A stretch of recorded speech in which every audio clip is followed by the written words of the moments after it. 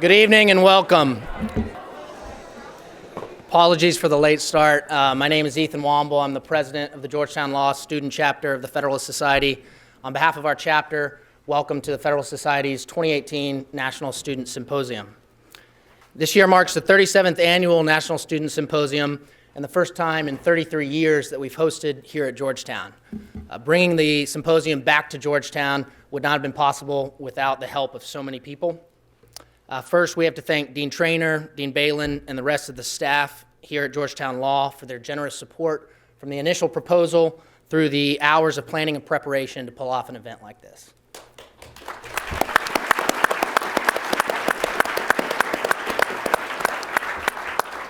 We also owe a special thank you to our chapter leadership from last year who came up with the idea and had the drive to make it a reality. Mike Munoz, Joel Nolet, Rob Bartholomew, you're the real MVPs.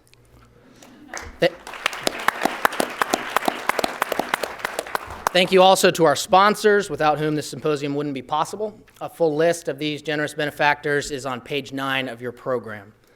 A sincere thank you to Mr. Gene Meyer, Mr. Leonard Leo, Ms. Leotis, Mr. Peter Redpath, and the rest of the fabulous student division and staff of the Federalist Society for entrusting the symposium to us and for their leadership, guidance, and work getting us here today. Also, thank you to all of you, student chapters, for getting excited about this symposium and bringing out your chapter members here to DC. We have a great turnout with over 700 people registered to attend. Lastly, and most importantly, a huge thank you to our symposium committee, Zach Enos, Rich Brantley, Rebecca Duiker, Francis All, Clifton Fells, Chris Brock, and our tireless symposium chair, Dorena Merriam, who has spent countless hours planning and working to make this event happen, and who, during that time, had a child, Josephine, who I'm happy to report is happy and healthy, and who I'm sure you might get a chance to meet sometime during her first of many FedSoc symposia.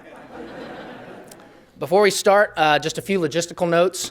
I saw Josh Blackman walk in. I'm sure he's having withdrawals, unable to tweet here in Hart. The Wi-Fi network is GU Law Events. And the password is Go Hoyas. That's GOHOYAS exclamation point, all lowercase. If you have a question about what a Hoya is, come find me tonight at Kelly's and I'll try to explain it to you. As you probably saw coming in, no food and drink in Hart, so please respect that policy throughout the weekend. If at any time Hart is full, and we suspect that it will be, we have 2 overflow rooms up on the second floor, McDonough 201 and 202. These are just beyond the registration tables you saw as you came into the building. And if at any time throughout the weekend you need something or have a question, you can consult your program, your mobile event guide, or just grab one of the volunteers with the purple ribbon on their name tag, and that person should be able to assist you. With that out of the way, I'd like to now call up our Dean of Students here at Georgetown Law, Mitch Whelan. Dean Whelan.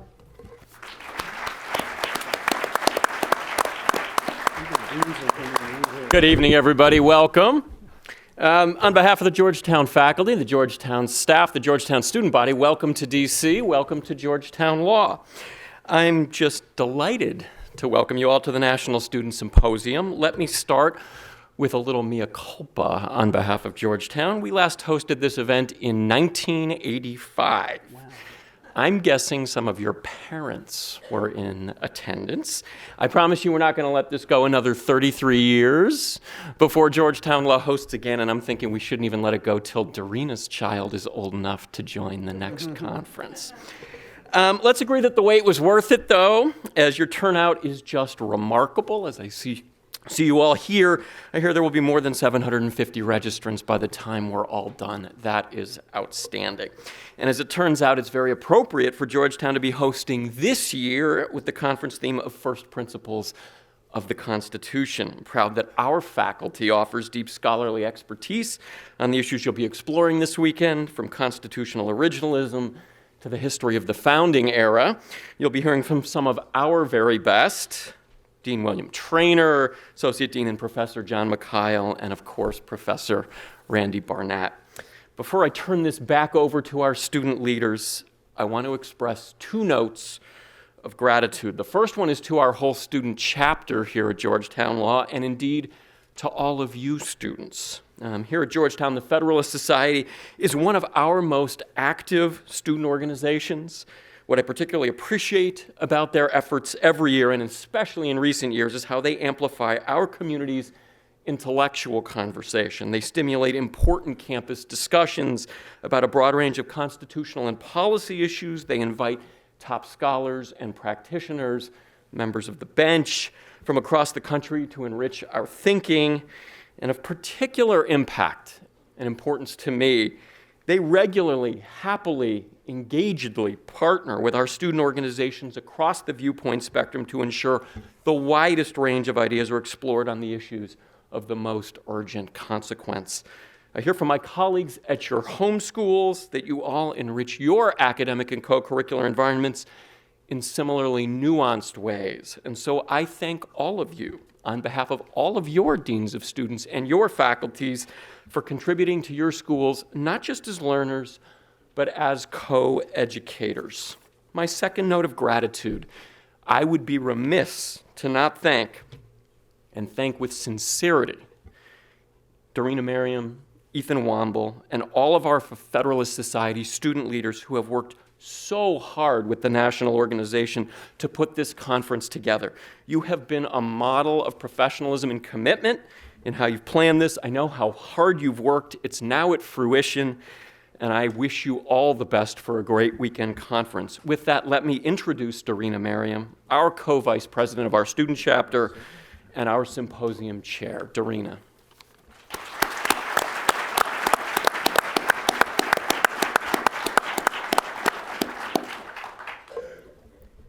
Good evening, everyone.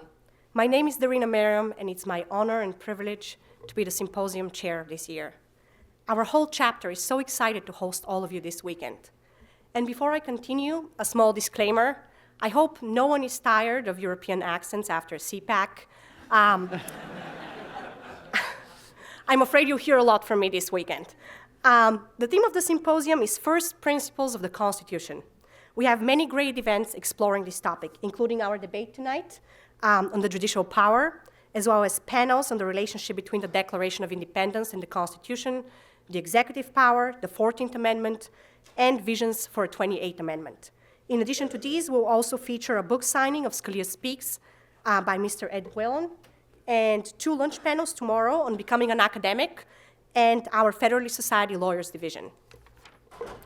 Lastly, we're privileged to hear an address tomorrow morning from the Attorney General of the United States, Jeff Sessions, and then an address from our keynote speaker, Justice Clarence Thomas, at the annual banquet dinner tomorrow evening. All of this information is featured in your programs, which you should have received during registration. If you have a question, please take a look at your programs or ask one of our volunteers. We're here to help. And one last announcement before we begin with our debate. Immediately following our debate tonight, we'll be presenting the 2017 Article 1 Initiative Writing Contest Award. I know a lot of you have registered for the Supreme Court reception, and all of you are eager to get there early.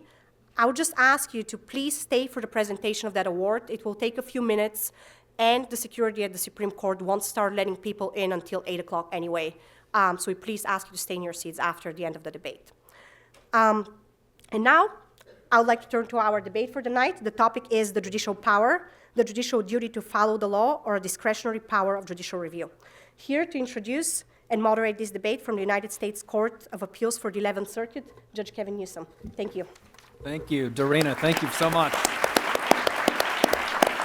Thank you. I'm thrilled. What a great thrill for me to be the one that gets to speak first, although my first intention is to introduce quickly and to get out of the way so that the 2 experts can bring their expertise to bear for you. Just a few things that I'll say by way of introduction. One, what a fantastic turnout. As I walked into the front doors out here, the Great Hall was just completely jammed with eager, fresh faces, and there is nothing more that I love, nothing that I love more as a new judge than being with my law clerks and traveling to law schools to meet people like you. It is just phenomenally encouraging and really sort of inspiring to see how many of you there are here to learn what these experts have to teach you this weekend. You're in for a real treat. Thank you for coming. What a testament to what the Federalist Society is doing in law schools around the country. Thrilled to have you here. Second, I'll just say that if I'm suffering from a bit of PTSD, the last time I think that the lights were this bright on me and my bald head was at my SJC hearing. And so I may, if I begin to look over here and begin to answer questions that haven't been asked, that's what's going on. So let me just say this by way of introduction. Dorena did such a nice job of introducing the theme of the weekend.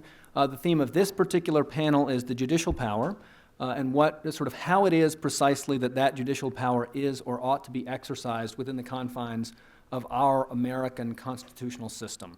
What is that judicial power, and how ought judges to exercise it? And what we have here, the Federalist Society, we have long said, is a big tent organization, and what we have tonight in store for you is two slightly different perspectives, I think it's fair to say, on how that judicial power is most appropriately exercised, even within the big tent team of, let's call it, conservative judging. There are different ways to think about what a conservative judge looks like, and we hope that our panelists tonight can shed some light on that for you. So first, immediately to my right, your left, is Clint Bolick. Justice Bolick, I almost said Clint, but Justice Bolick, let's call him Justice Bolick, was famous before he was a justice. Justice Bolick ran the Institute for Justice, which, as you know, is a litigating entity which pursues conservative and libertarian causes in the courts. And so Justice Bolick had quite the reputation before he became a judge, and now he brings that expertise both as a lawyer and a judge to bear tonight. To Justice Bolick's right, your left, is Mr. Ed Whelan, who of course is the president of the Ethics and Public Policy Center and the co-author of Scalia Speaks, which you heard about earlier.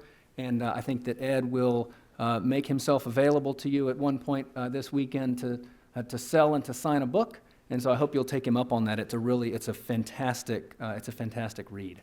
So with that, what we've agreed to tonight, I'm going to try to be a fairly rigorous timekeeper, but each of our two panelists will give introductory remarks of roughly 10 minutes. There will then be a period in which they can respond conversationally to one another. If I need to interject and to get the thing back on the rails, then I will try to do that.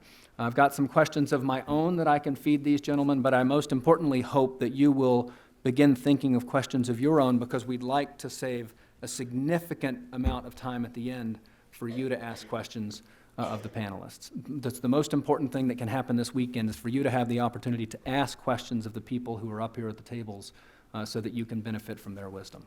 So without further ado, Justice Bolick.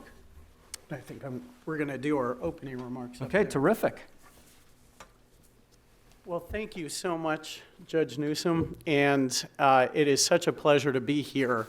As someone who's been affiliated with the Federalist Society for such a long time, it's always gratifying to see what this organization has become. I was doing Federalist Society talks even before the single most significant event in the Federalist Society's history, which was the introduction of pizza at lunch, which in one fell swoop tripled the participation of students in Federalist Society events. It is, after all, a market economy.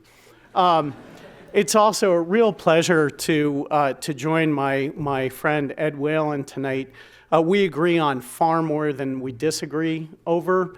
However, we have agreed tonight for your entertainment and to get those intellectual juices flowing, to disagree with each other as much as we possibly can. The last time I spoke at the Federalist Society National Law Student Symposium, never in my wildest dreams did I imagine that the next time I spoke at the symposium would be as a justice of the Arizona Supreme Court. For those among you who harbor aspirations of one day serving as an appellate judge, my advice is to study my career carefully and then do everything exactly the opposite that I did.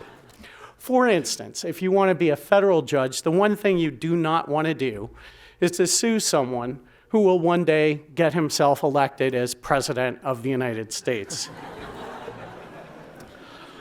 Little did my colleagues at IJ and I know that when Donald Trump was wielding eminent domain in Atlantic City to make Atlantic City great again, he was actually test marketing a future slogan for a presidential campaign. And another thing you should absolutely never do is to publish a book whose subtitle is The Case for an Activist Judiciary. The Cato Institute tried gamely to talk me out of that subtitle. They even said, hey, you'll never be a judge if you use this subtitle. And I said, I'm never going to be a judge, so I'm not going to worry about it. And yet here I am as a judge, and once again, I am going to extol the virtues of an activist judiciary here at the Federalist Society of all places. How on earth could I make such a provocative, if not downright shocking argument? Judicial activism is the universal pejorative. It is one thing on which both the right and left, red and blue, agree that judicial activism is horrible. But think about this for a moment. Every single person in this room is an activist. We are here because we are activists. After all, the opposite of activism is passivity. And perish the day that any of us are accused of passivity. The devil, of course, is in the definition.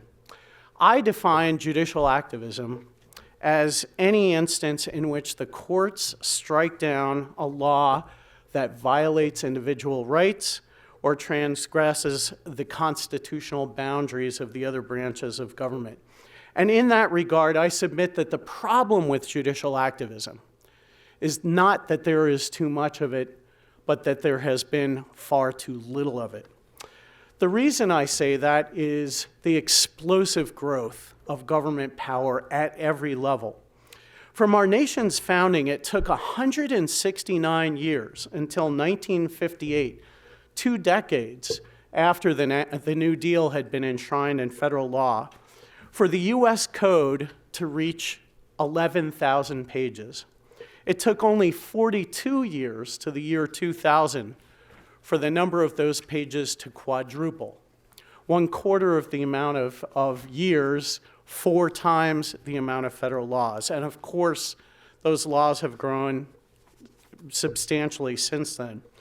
So it stands to reason that if we have 4 or 5 or 6 times as many laws as we did in 1958, we ought to see 4 or 5 or 6 times as many judicial decisions striking laws down as unconstitutional, unless we have fewer unconstitutional laws today than we had in 1958. I rather doubt that. Quite to the contrary, for those of you who are students of the Constitution and students of the various branches of government, you know that once upon a time, the president and the Congress used to debate endlessly over whether they had the power, they possessed the constitutional authority to do what it was that they wanted to do. In fact, that's why we have a 14th Amendment, because Congress was persuaded that the civil rights laws that it wanted to pass were beyond the scope of its constitutional authority.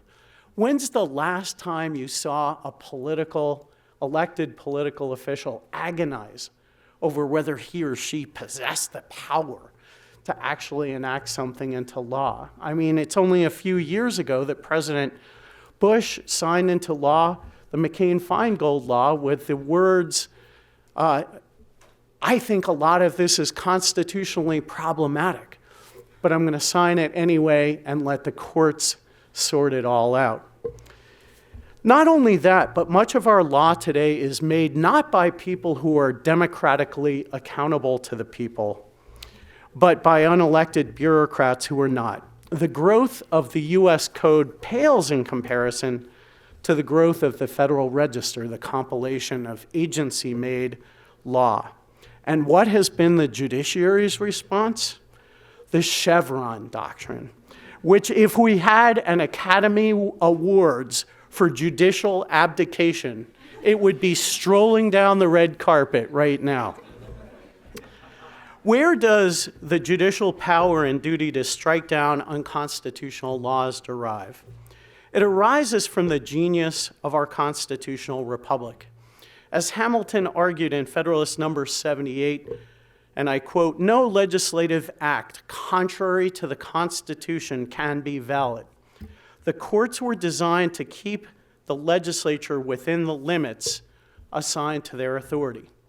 To be sure, Hamilton also presciently warned that the judiciary itself could become dangerous if it ever exercised executive or legislative powers. I call that judicial lawlessness. Whether it is creating out of whole cloth a trimester system for abortion rights, or rewriting the Civil Rights Act of 1964, not to forbid quotas, but to require them in certain instances. No matter how activist a judge is in policing constitutional boundaries, that judge should never yield to the temptation to exercise legislative or executive powers, lest that judge violate those very same boundaries. But judicial abdication is just as grave as judicial lawlessness, for it eviscerates individual liberties and allows government to grow far beyond its intended powers. How is the judicial power with respect to the other branches of government properly bound? It is bound by the constitutional oath that all judges take, and hence to the words and to the meaning of the Constitution.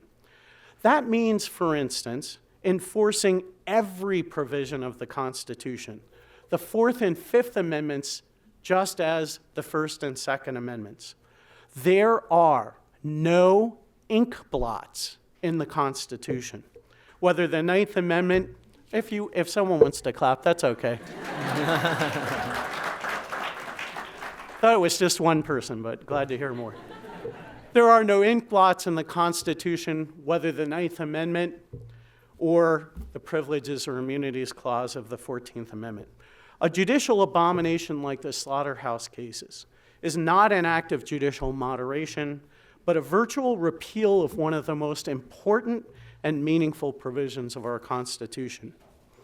Principled judicial activism means enforcing rather than amending constitutional language.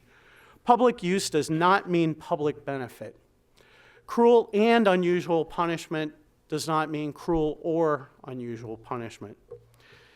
Principled judicial activism means avoiding the muddle of hopelessly subjective, value-laden, judicially created tests, like the three-part system of assigning different types of rights, different protections under the Equal Protection Clause. Just think of how much easier your con law exam would be if you could just have one standard to apply.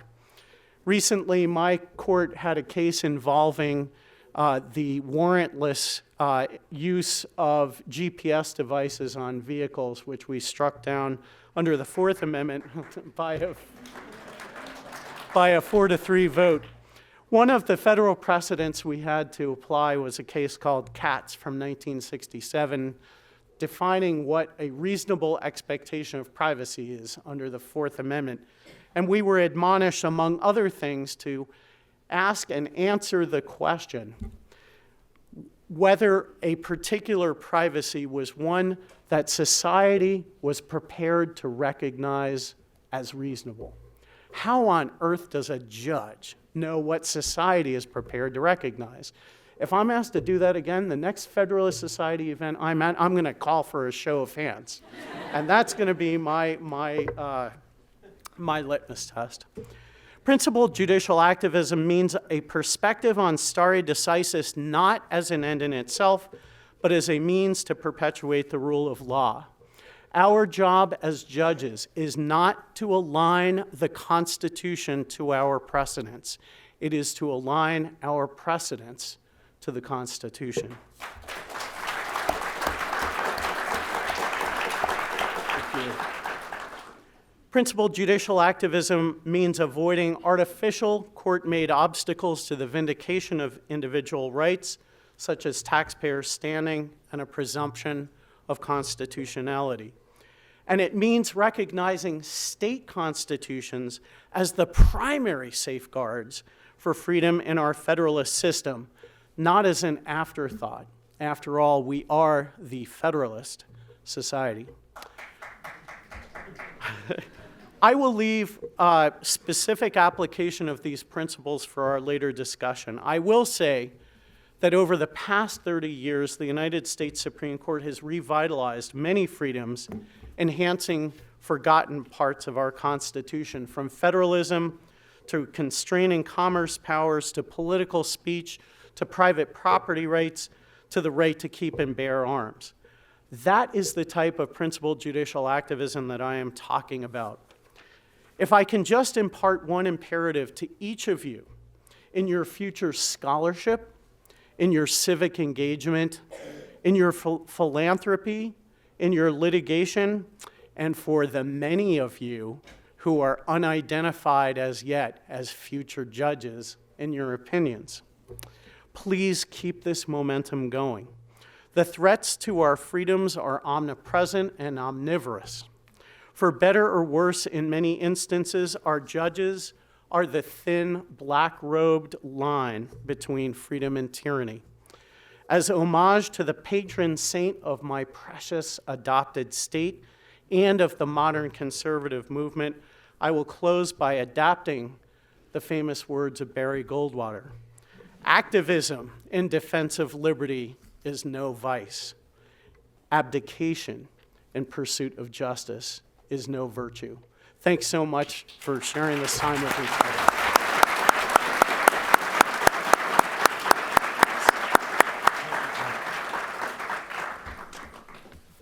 What a great pleasure it is for me to be here with you and with Judge Newsom and Justice Bolick. I've long admired Clint as I've known him, and he's invited me to refer to him that way, so please don't take that as a sign of disrespect on my part. Let me jump right into my core thesis. Again, Clint has indicated that we've agreed to disagree as much as possible, so I'm going to do my best to do that. A justice may deem a statute to be unconstitutional only when, after careful analysis, the justice determines that the statute clearly conflicts with the Constitution. A justice may not deem a statute to be unconstitutional if the relevant constitutional provision at the end of the analysis has two or more plausible meanings and the statute is consistent with one of those plausible meanings. It's not enough, in other words, that the statute is inconsistent with what the justice regards as the better or best reading of the constitutional provision. If there remains a plausible alternative reading that can be reconciled with the statute, the justice must apply the statute. This concept might fairly be labeled a presumption of constitutionality. A statute, that is presumptively constitutional. That presumption may be rebutted, but only by showing that the statute clearly conflicts with the Constitution. This principle, as it happens, has deep roots.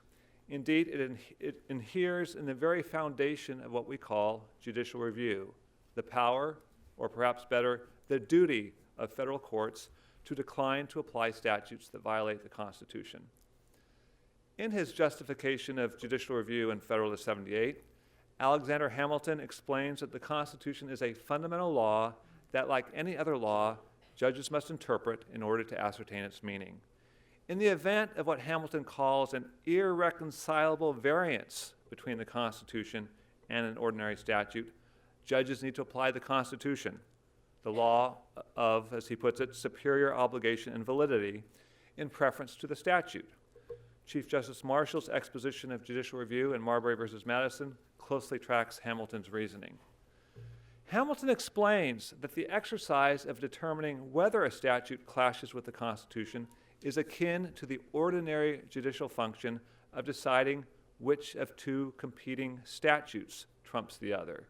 As he puts it, so far as those statutes can, by any fair construction, be reconciled to each other, reason and law conspire to dictate that this should be done. Likewise, it is the obligation of judges to attempt, by any fair construction, to reconcile the Constitution with a statute that is alleged to violate it, and to decline to enforce the statute only when such reconciliation is not possible.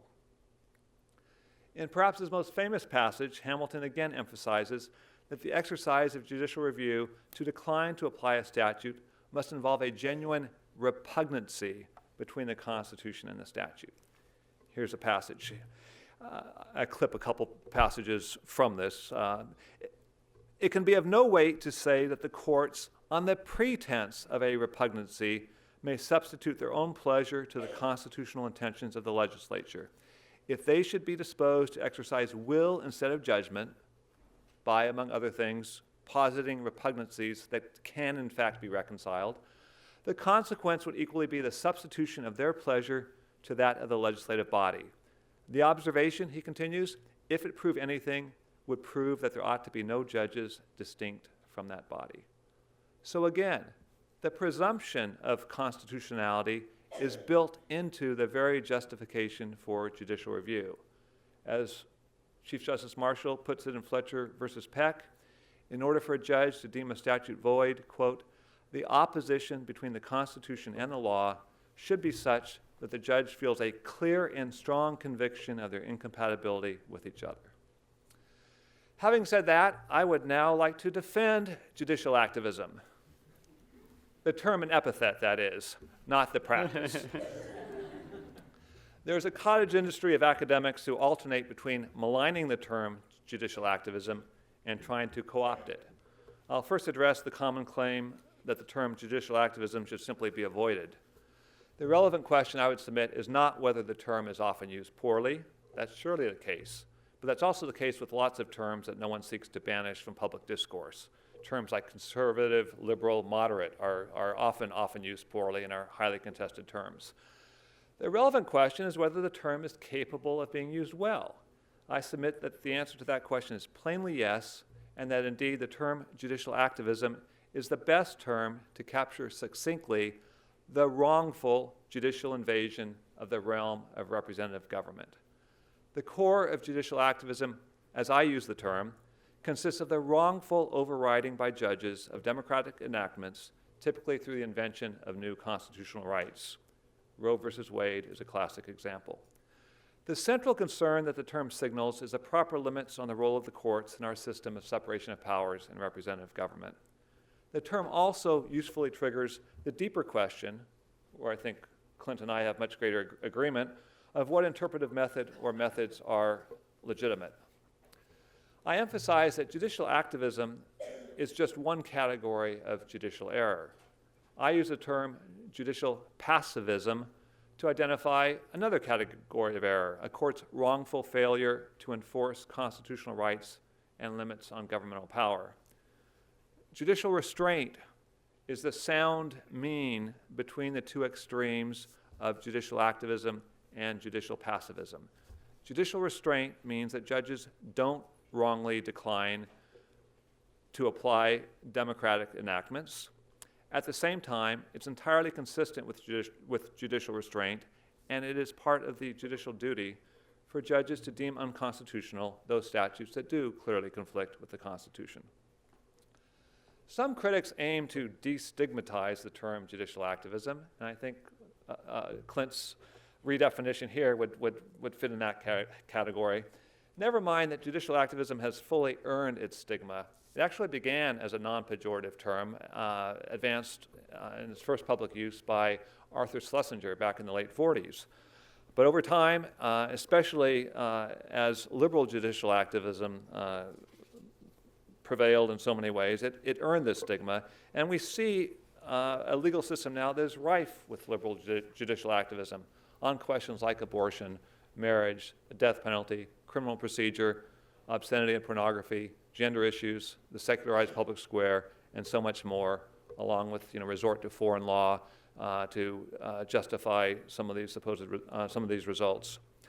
One effort to destigmatize judicial activism is to redefine it to mean any exercise of judicial review, whether right or wrong, that results in the invalidation of a statute. I'm reminded of William F. Buckley's response to the leftist charge during the Cold War that the CIA and the KGB were engaged in morally equivalent acts of spycraft. As Buckley put it, that's like saying that the man who pushes an old lady into the path of a hurtling bus is not to be distinguished from the man who pushes an old lady out of the path of a hurtling bus, on the grounds that, after all, in both cases, someone is pushing old ladies around. I think to lump sound exercises of judicial review with unsound ones is likewise obtuse. That's not what Clint is doing. Clint is instead redefining judicial activism to refer only to the sound exercises, as I understand it. Another effort is to equate judicial activism with overturning of precedent. Under this verbal wordplay, overturning an activist precedent would itself somehow be activist. And I think we agree that that is an unsound use of the term. Now, I suspect that many of those who want to destigmatize or redefine judicial activism do so for the same reason that arsonists would be happy to have the word arson disappear or be redefined. If arson were simply referred to as fire building, or if, to analogize to Clint's variant, all legitimate fire building would henceforth be called arson, the term arson would lose the stigma that it has earned, and life would be much easier for arsonists. I don't think that's something we should encourage. Thank you.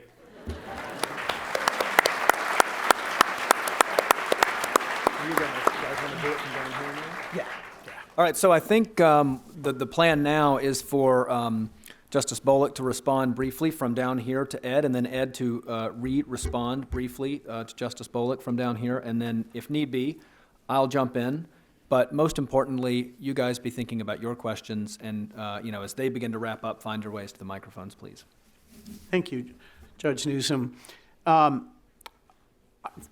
That was a terrific presentation, Ed. Thank you very much. I'm only going to focus on one aspect of his presentation, and that is early on when he said that judges, if there are two competing ways to interpret a statute, that the judge should interpret the statute in the way that makes the statute constitutional rather than the way that would make it unconstitutional. I emphatically agree with that proposition. I think that that is compelled by the separation of powers.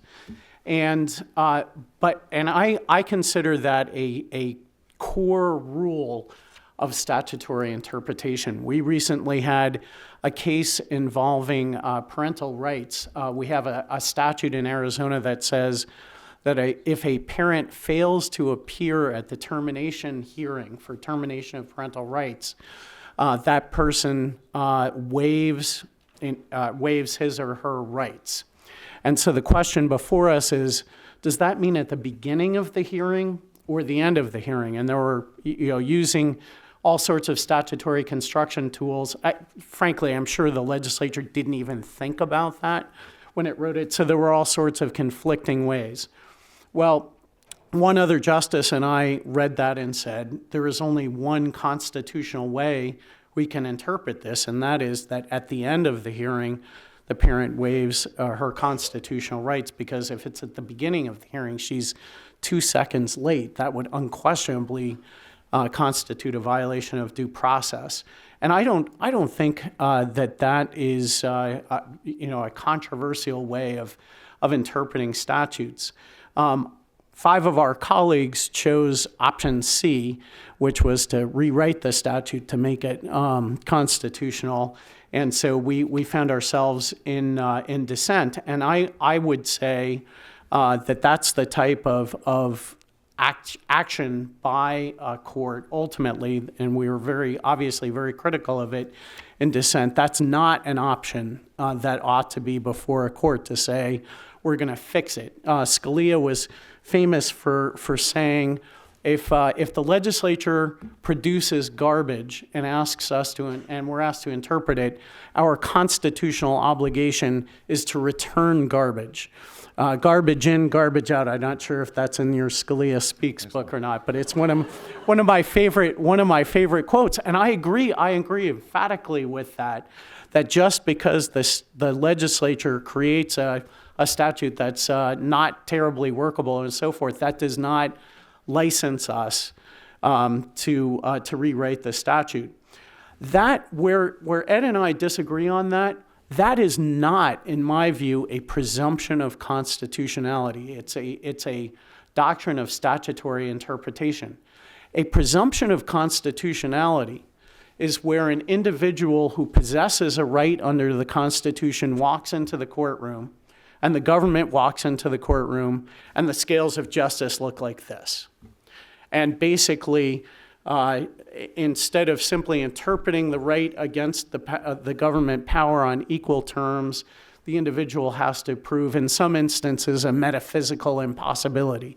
Some of you may already be thinking of the example I am going to use, and that is, of course, the so-called rational basis test for economic liberties under the Constitution, a test that calls itself rational basis but requires neither a rationale nor a basis.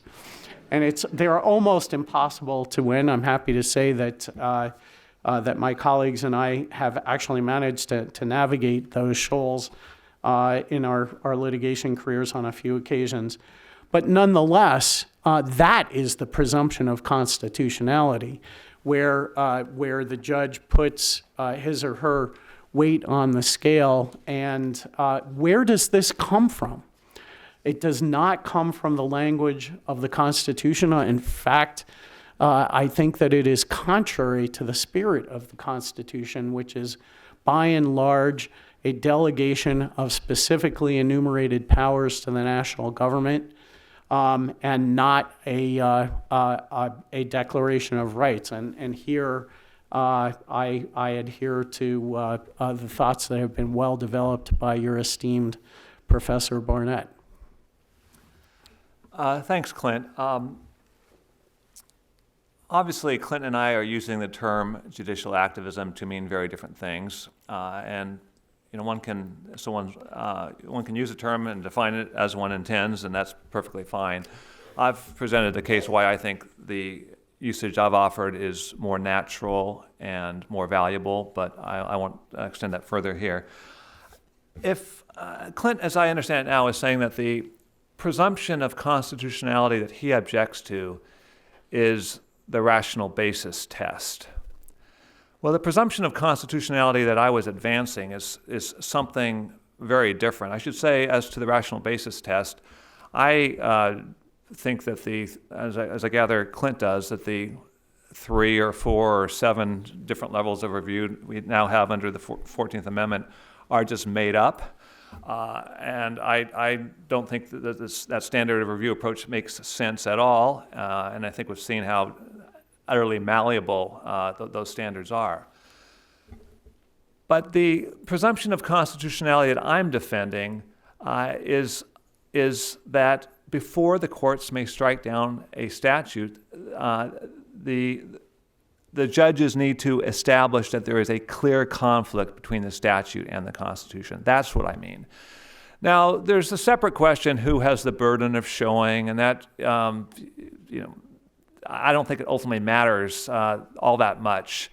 But in ordinary civil litigation, the party challenging a provision has that initial burden. But in any event, the judge, before striking down the statute, should have to meet this very high burden. And that, as I've argued, I believe inheres in the framers' case for judicial review itself. All right, so I've got plenty of questions to ask. I'm more interested in the questions that you have to ask, but so while I begin to ask mine, formulate yours and make your way, please, to the microphones here. So I'll ask one, and I'll start with a story. So in my life as a litigator, I had the privilege of being Alabama Solicitor General for 3 or 4 years. And one of the things I did as Alabama Solicitor General was to file I think, an unanticipated amicus brief in a case called Gonzalez versus Raich, where Alabama filed an amicus brief on, as I like to call it, the pot side of the case. In effect saying that if this goofy policy that California has, if as crazy as it may seem to us level-headed Alabamians, if they want to have the goofball policy, that's what living in a federalist system is all about, and they ought to be able to have it. Congress has no business reaching its hand into the back of Angel Raich's backyard to criminalize her simple possession of a single pot plant. For that, I was invited to the Cato Institute's Constitution Day celebration, feted as a sort of a hero of limited government, and it was wonderful, right up until the point that a fellow on about the 8th row raised his hand during the question and answer session, and he said, "Aren't you the same guy who defended the constitutionality of Alabama's prohibition on the commercial sale of recreational sex toys?" And indeed, that was me. And so the discussion here of rational basis leads me to this question for both of our panelists. The argument fundamentally in the sex toys case was this statute, goofy as it may be, is subject to rational basis scrutiny, and as one of my clerking colleagues once said, I'll clean this up a little bit for the family audience, not everything that stinks violates the Constitution. And so from a rational basis perspective, I guess first to Justice Bolick, how would you approach the sex toys case? I mean, how can you be against toys, right? Leave it to the Alabamians. Leave it to the Alabamians. Everybody has a role. We're the party poopers. That's what we do. Well, of course, under the current, my guess is that you won that case. We did right? win. We won. Okay. So, and I would expect that to be the case under the current regime, which basically, first of all, the courts by reading the Privileges or Immunities Clause out of the Constitution really removed the principal basis for the protection of economic liberties in our Constitution, and ever since then, I mean, that ended up giving rise to the somewhat oxymoronic notion of substantive due process, and created a regime of jurisprudence that is hopelessly muddled, and it's going to take a lot of time to extricate from it. And if I don't get to do it in my my post-retirement years from the U.S. Supreme Court, or oh God, there was Congratulations. It turns out that there's a vacancy that Clint knows about that he's been nominated to. And President Trump called and said, "Let's let bygones be bygones." Oh boy, that was a faux pas. In my post-Arizona Supreme Court retirement years, if I don't get to litigate to overturn the slaughterhouse cases, I hope that someone in this room will do that. But basically, the rule that would apply is that under Beach FCC versus Beach Communications, is that any conceivable rational basis, even if it is not presented by the government in defense of this law, even if it was not the actual motivating factor for the legislature, will suffice. If you don't come up with it, Solicitor General, we will come up with it. And if we can conceive of a rational basis, then the statute is constitutional. That, to me, is a far cry from what I would consider to be a far more robust rational basis test, which would ask two questions. Is indeed there a legitimate government power? And in this case, the court would ask, is this the type of power the type of police power that the government possesses? A quick example, the 10th Circuit has held that economic protectionism is a legitimate government purpose. If you go to the common law, you will find that it is not. And is this rationally connected in a genuine way to the legitimate government purpose? This was the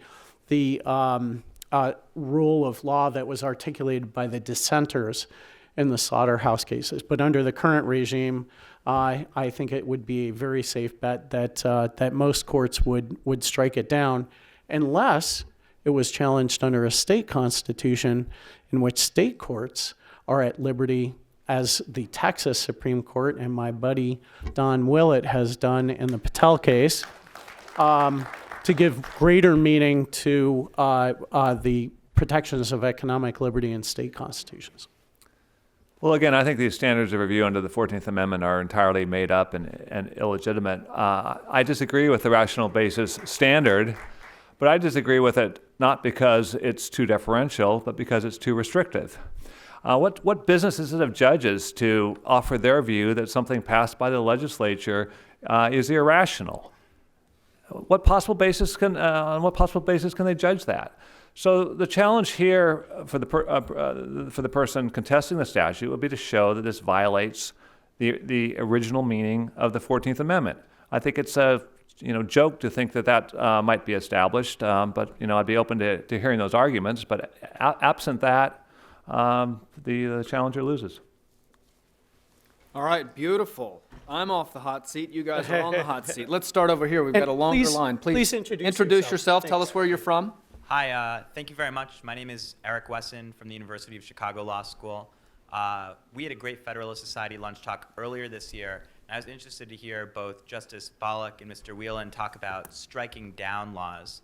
And the idea of this lunch talk is that, in fact, courts don't strike down laws. It's not like an executive veto, but instead there is this writ of erasure fallacy that is really promulgated through the courts. This idea that judges have an ability to veto instead of just enjoin people from enforcing the law. And I was wondering whether that's something that you guys agree with, or how you view that writ of erasure fallacy fitting in with the idea of judicial activism and the judicial power. What's the term you're using for the fallacy? I didn't catch that.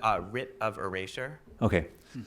Look, I agree entirely, and I've tried to banish from my language the common reference to judges invalidating statutes. I tried to use, I think I slipped in one place, judges declining to apply statutes.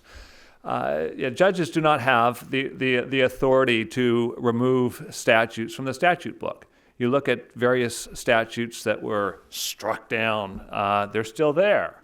And indeed, you can look back, I believe, with the Legal Tender Act, when the Supreme Court first ruled that paper money was unconstitutional, and then reversed itself a couple years later. I hope I had this right. There was no new statute enacted in the meantime, but if you took the view that the first time it struck this down, it was gone, then how could the court have resuscitated it thereafter? So yes, this whole notion of judges striking down laws is part of the myth of judicial supremacy. The myth that goes well beyond the sound understanding of judicial review and holds that we are all obligated to accept as binding in all respects whatever the Supreme Court rules on the constitutionality of statutes. This is a myth that was never voiced by the Supreme Court until Cooper v. Aaron in 1958.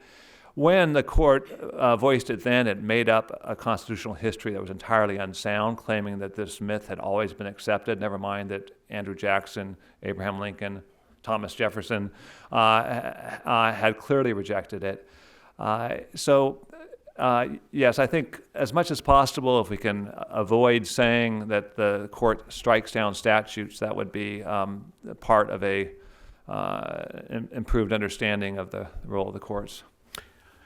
This is a subject to which I have not devoted very much thought, and if you happen to have come across some good articles on it, if you happen to have some time, I'd love to read more about it.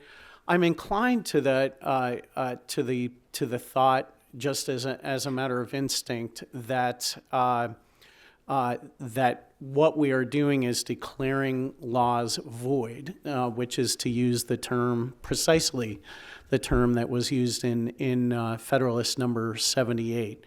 And the one area where I think, this is another reason why I think that the judiciary should never rewrite statutes, because I think that if a person wants to obey the law or find out what the law is, they ought to be able to look at a statute and know what it means without having to turn to a judicial decision to see how we have rewritten those words that in fact do not appear in the statute.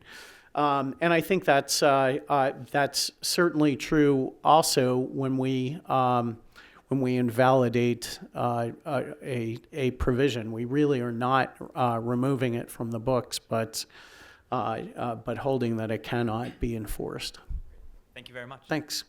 All right, over here. Hi, my name's Sam Zudima from the University of Illinois. I have a very easy question. Oh, yeah. What does the Ninth Amendment mean? And if you could please disagree about it, that would be great. We will disagree about this, I'll tell you. Sam, first of all, I'm looking forward to seeing you and your colleagues in a forward to few having you. weeks.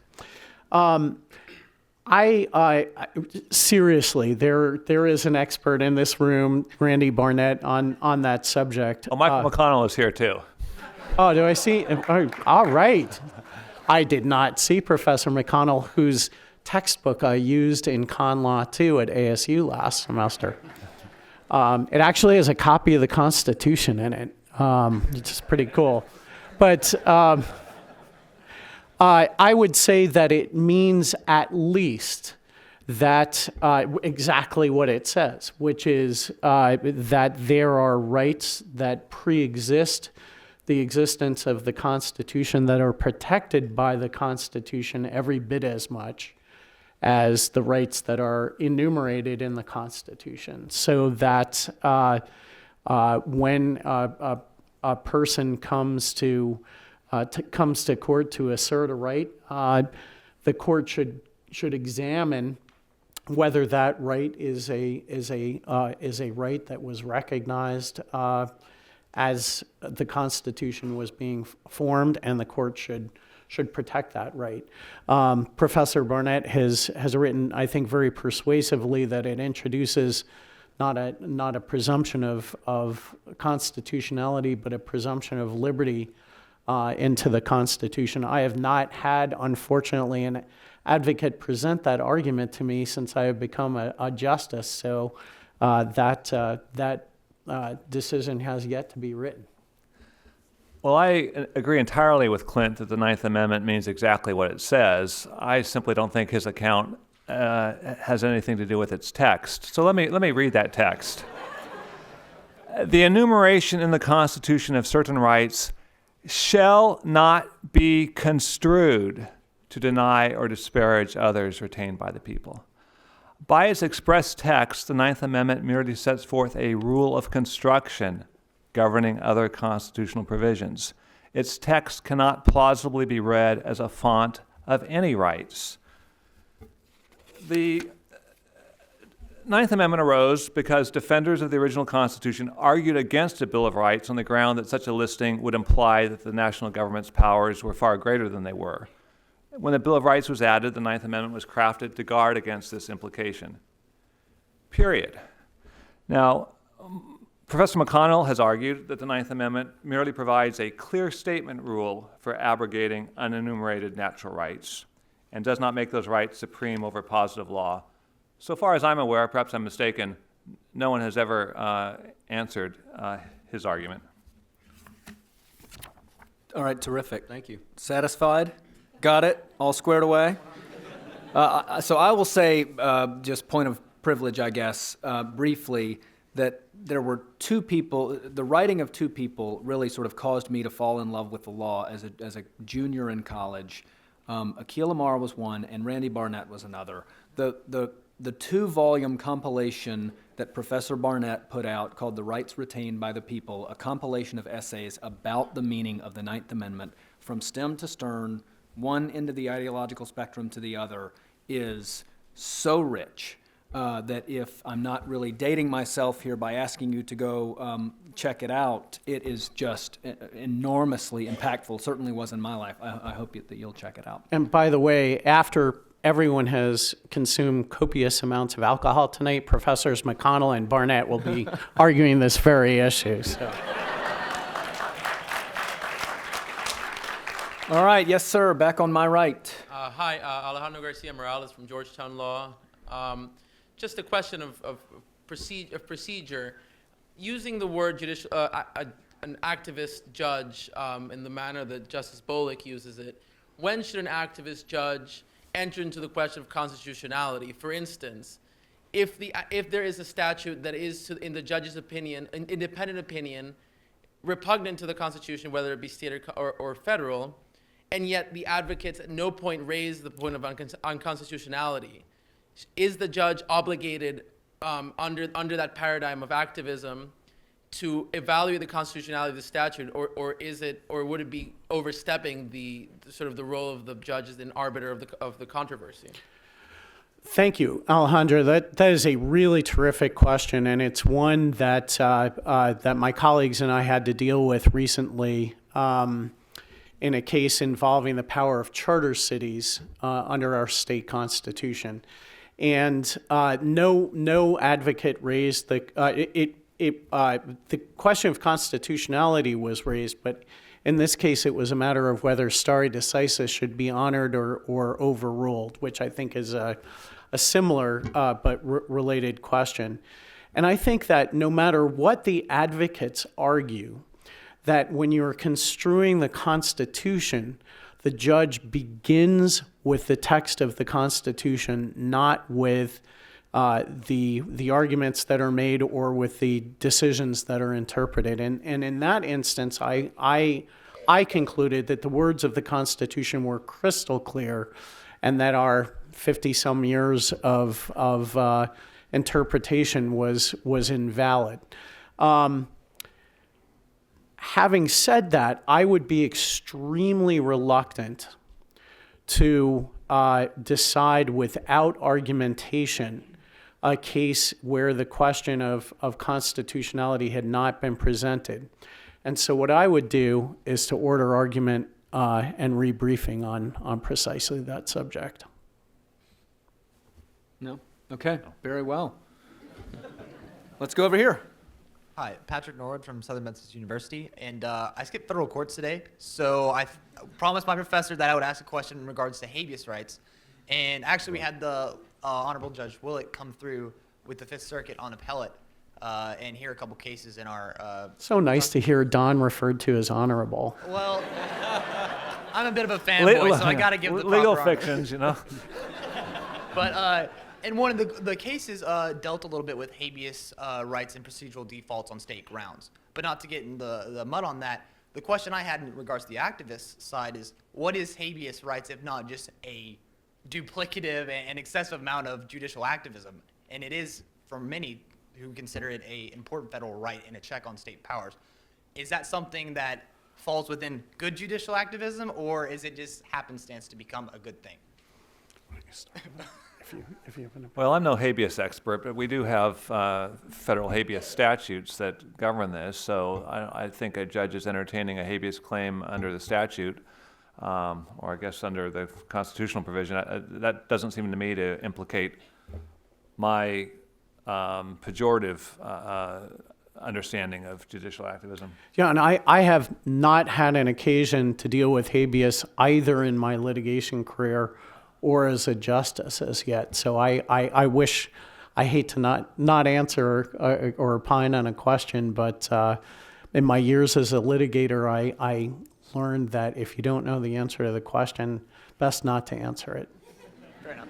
Thanks. Yes, sir, fire away. Thank you all for being here. Jordan Regine from Colorado Law. In our ever-maturing union, where the vertical and horizontal separation of powers are both integral to the preservation of liberty, it's easy to look back and lament that the slaughterhouse cases effectively read out the privileges and immunity clause in the 14th Amendment.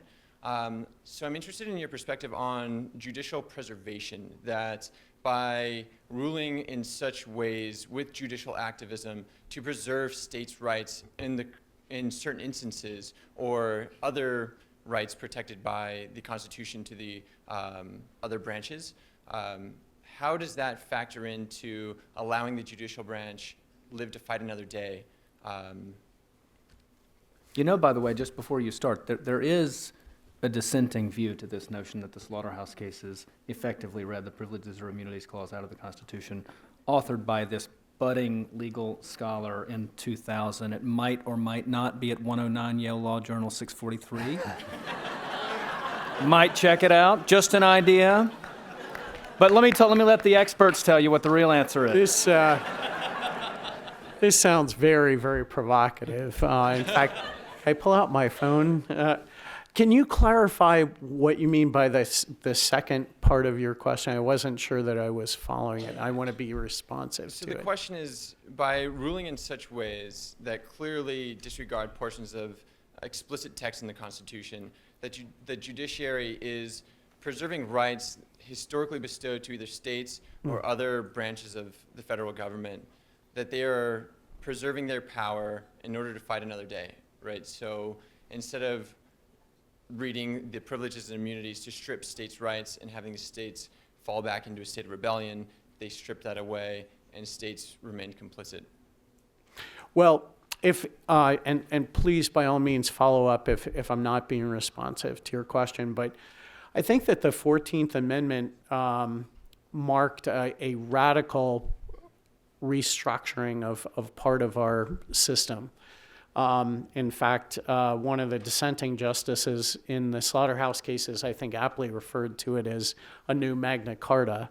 And it was an understanding that the states, despite the assumption that they would be the more reliable guardians of liberty, in many instances were not. And so the intent of the 14th Amendment was to place a floor beneath the rights that are guaranteed by the federal Constitution. So I think that you're correct in a sense that the Slaughterhouse cases did restore to the states a much greater measure of sovereignty or autonomy than would have otherwise been the case if the court had struck down the laws that were challenged there and given a more robust interpretation to the Privileges or Immunities Clause. But at the same time it was doing that, it was opening up a regime of tyranny that was precisely what the 14th Amendment was designed to prevent. So unless you are an advocate of state power as an end in itself, which some people are, no, I'm not either, and I see that you're not, I don't think that that's a decision to cheer. I'm not going to cheer it. I am very open to the argument that it was decided wrongly. I think there are disputes as to just what the scope of the Privileges and Immunities Clause properly is, but the text of that clause is far more amenable to providing substantive rights than the Due Process Clause is. Judge Newsom, I simply can't wait till I get back to Phoenix. Can you weigh in for a few minutes on this? So I spent the one good idea I ever had on this law review article. The premise basically was, I mentioned Professor Amar earlier. I was taken as a young man with his writing about the incorporation doctrine. And so the notion, or the premise of the article fundamentally is that Slaughterhouse has been read effectively as a code for something that blue penciled the Privileges or Immunities Clause out of the Constitution. And it certainly did reject the claim of the butchers to, sort of some unfettered right to earn sort of a good living. But in so doing, it did not purport to go really any further than that, notwithstanding the language that's often quoted out of the opinion, to do anything really with respect to incorporation of substantive rights of the sort that Ed is talking about against state governments. So the notion that the Slaughterhouse cases, I think I say in the early part of the article, no one really reads the Privileges or Immunities Clause anymore. No one even reads the Slaughterhouse cases anymore. Your professor simply tells you what they did. They ixnayed the Privileges or Immunities Clause, and so now we're stuck with substantive due process and learn to live with it. And my point was simply that there is some not insignificant role that the Slaughterhouse cases actually preserve for the Privileges or Immunities Clause, specifically with respect to incorporation of textually specified rights against state governments. That's very intriguing. And one thing that the Slaughterhouse cases also did not do is to require the states to adopt its interpretation of privileges or immunities. Quite the contrary, the court said, if you want your privileges or immunities that are not expressly protected in the under federal law protected, you have to go to the states. So what did the state courts end up doing? Oh, our privileges and immunities clause doesn't mean anything either, which just is absolutely baffling to me. And I think that that maybe one day some state Supreme Courts will take a second look at that. Nameless, faceless state Supreme Court. Absolutely. Unknown. All right. Yes, sir. On our left. Hello, yes, my name is Joey Vasquez. I'm from the George Washington University. To my professors, I'm known as one of Scalia's guys. I had a quick question, and it's probably very simple. You two may actually agree on this.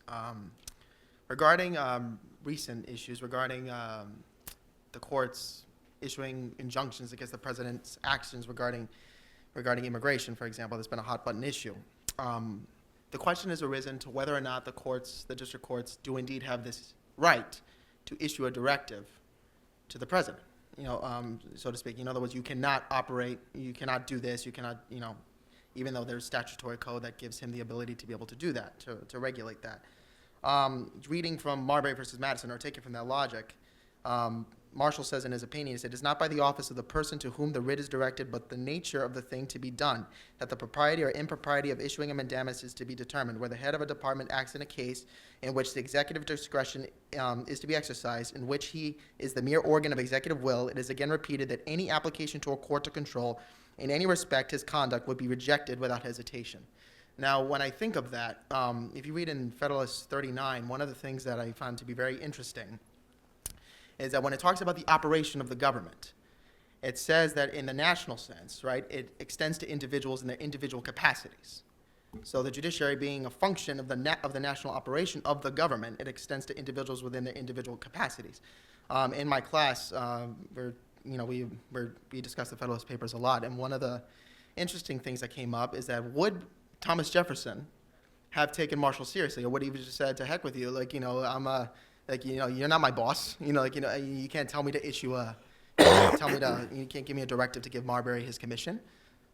Will the same thing happen here in this case? Does the courts have the authority to be able to issue directives to the president? Was that the intent of the framers within Federalist 39 and Federalist 45, for example, which delegates these powers? Was the judiciary, even in its district sense, allowed to have that much power? Do you have a thought? Well, let me give my very tentative answer, as I haven't studied this question, but I see no obstacle to the courts telling the president you must do X, just as I see no obstacle to the president telling the courts, well, thank you for your advice on that, but I'm not going to comply. So, I think this is look, separation of powers involves tension between the branches, and it's perfectly fine to have that sort of conflict. It's only if you embrace the myth of judicial supremacy that you run into I think, a deeper problem where somehow the president is obligated to do no matter what the courts say. And because that involves a pending case, my First Amendment rights to respond to it are constrained. So, all right. Yes, sir. Fire away. Good evening, gentlemen. My name is Timothy Seiler. I'm from Florida State University. I had the privilege of actually seeing Mr. Whelan not too long ago. I wanted to talk about the Commerce Clause, and specifically a little bit about Gonzales v. Rake. I found that, disappointingly, that was one of the few times I really disagreed with Scalia, and that gets to the idea of judicial activism here. Scalia, in a lot of ways, seems limited in a lot of the opinions that I read from him because he's bound himself to precedent and said that he cannot change what came before, and that limits his ability, or limited, I should say, his ability to correct things that the judiciary had messed up in the past. You look at what the Commerce Clause should actually be read as, and in my humble opinion, it's pretty obvious that almost everything we do under the Commerce Clause is just utterly unconstitutional. And that's even You're allowed to clap for your colleagues, too. And that was even backed up by E.C. Knight. And they said you have the distinction between production and interstate commerce and retail sell inside of the state. And then the court just turned around and completely eviscerated that with Wickard v. Filburn. So for Mr. Whelan going and saying that judicial activism is bad, how can we possibly get away from that if we have a presumption of judicial activism being a bad thing? If we just look at and say that judicial or statutes are always constitutional unless just absolutely obviously unconstitutional. I certainly haven't said absolutely obviously unconstitutional. It's not a plain language test. I'm sorry, I don't mean to put plain words in meaning your mouth, test. sir. Yeah. But then, and then for Justice Bolick, on the other end of things, the one thing that my constitutional professor keeps harping on me about is the impossibility of a lot of my ideals. That if we did have judicial activism to go back and overturn things back to E.C. Knight, that would be an impossibility. It would just devastate the national economy and the entire legal framework of this society. And so I was hoping you could both talk about that. Well, let me talk a little bit about Justice Scalia's views on precedent. I don't think they are quite what you depicted them to be. There is a significant division between Justice Scalia and Justice Thomas on their willingness to revisit precedent. But Justice Scalia was certainly willing to do it.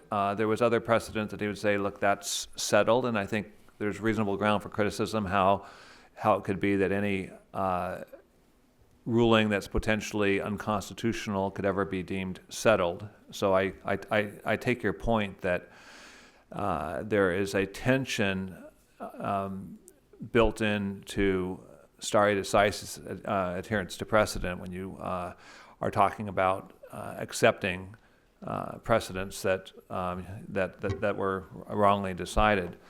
On the question of impossibility, I'll just toss out that I think that if the court were actually inclined to be a little bit creative, not 1/1,000,000th as creative as it is in inventing crazy rights, but just in using sort of its equitable power, it might come up with a way to overturn precedents on which there's been great reliance, but in a way that's not disruptive. Let me take an extreme example. Let's say the court were to decide that paper money is unconstitutional, not that I think it is. Well, it surely would seem pretty disruptive to have a ruling like that come down tomorrow, wouldn't it? Well, what if the court said, we believe this is the best reading of the Constitution, we recognize it'd be disruptive, and we're going to give the political branches X years to work through an amendment that to address this if they see fit. I tend to think that the amendment like that would go through very, very quickly, and if it needed a little more time, the court could give it a little more time.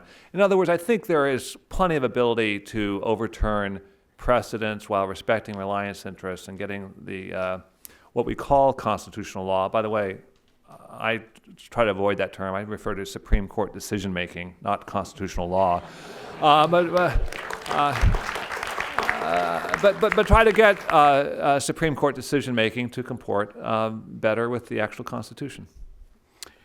I think you've come up with a really outstanding example of the difference between judicial activism and judicial restraint.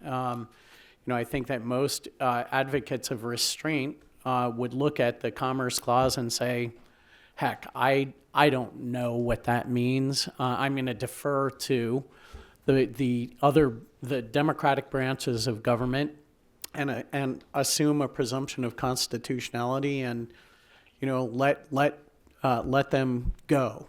And so I think that there's a real inconsistency with many advocates of judicial restraint who nonetheless agree that the commerce power has gone completely haywire. Justice Scalia did slightly rehabilitate himself, in my view, by voting to hold in a case that I argued that parochial trade barriers to the interstate shipment of wine were unconstitutional. So you can't get your pot, but you can get your wine. So it's somewhat of a trade-off. But one point, and wine is much better for you, by the way, but in any event, the other point I would make about impossibility, and only we have seen the incredible power of ideas over the last few decades in American jurisprudence. When people like Richard Epstein and Mike McConnell and Randy Barnett were just beginning to work, so many of their ideas considered radical at the time have become mainstream. 5 members of the U.S. Supreme Court have criticized the slaughterhouse cases. And so in terms of impossibility, I think it is always possible to return the Constitution to its text. But in terms of the economic chaos that overturning a case like Slaughterhouse would result in, certainly certain rent-seeking institutions would be endangered. But if you have more private property rights, more freedom of contract, and more economic liberty, it's hard to see that we would have any impairment of our economy. Thanks, gentlemen. All right, so